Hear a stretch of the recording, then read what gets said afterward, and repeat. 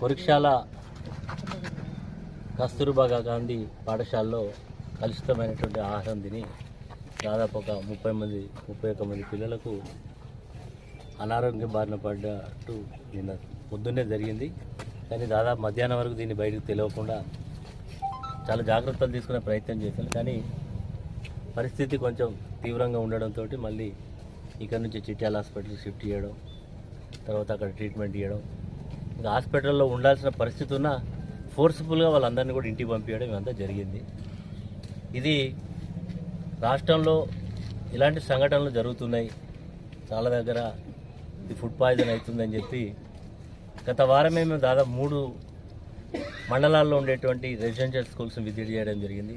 గన్పూరు, అదేవిధంగా చిట్యాల, ముగుళ్ళపల్లి, ఈ 3 మండలాల్లో ఉండేటువంటి మహాత్మా జ్యోతిరావు పూలే, అదేవిధంగా కస్తూర్బా గాంధీ మోడల్ స్కూల్ ఇవన్నిటి కూడా విజిట్ చేయడం జరిగింది.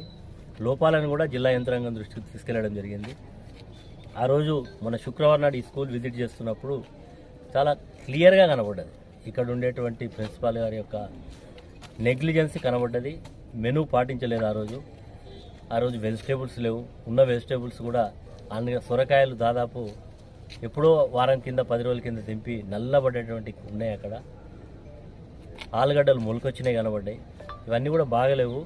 వాళ్ళకి మెనూ ప్రకారం పెట్టాల్సినటువంటి క్వాంటిటీ కూడా ఫుడ్ పెట్టడం లేదు. పప్పు ఒక చెంచేస్తుండ్రు, ఉల్లిగడ్డల పులుసు ఒకటి వేసి, మరి చాలామంది విద్యార్థులు చాలా తక్కువ కలుపుకొని తింటూ ఉన్నారు. కొంచెం ఎక్కువ వీళ్ళ క్వాంటిటీ ఇవ్వమని కూడా చెప్పడం జరిగింది.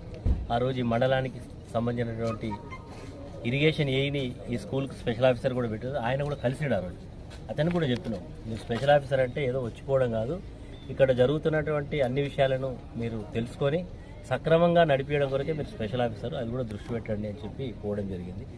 శుక్రవారం లేదు, శనివారం, ఆదివారం, సోమవారం నాడు మళ్ళీ ఇన్సిడెంట్ జరిగింది. ఇది ఒక్క దగ్గర కాదు, రాష్ట్ర ప్రభుత్వం మరి ఇంత నిర్లక్ష్యంగా ఉందనడానికి నిన్న ఒకటే రోజు 3 స్కూళ్ళలో జరిగినాయి. మొన్నగా రోజు విద్యార్థులు రోడ్డెక్కి నడుచుకుంటూ పోయి కలెక్టర్ కార్యాలయం పోయి మరి కలెక్టర్ రిప్రజెంట్ చేస్తుంది. అంటే విద్యా వ్యవస్థ మీద ఈ ప్రభుత్వానికి పూర్తిగా నిర్లక్ష్య ధోరణి కనబడతా ఉన్నది. మేము కూడా బాధ్యత కలిగినటువంటి ప్రతిపక్ష పార్టీగా ఈ ఇష్యూస్ని మరి ఒకసారి ఎక్స్పోజ్ చేసి ప్రభుత్వాన్ని అలర్ట్ చేయడం కొరకు చేస్తే, ఇక్కడ ఉండేటువంటి నాయకులు మేము కమిట్మెంట్తో చేస్తూ ఉంటే విమర్శలు చేస్తూ ఉన్నారు.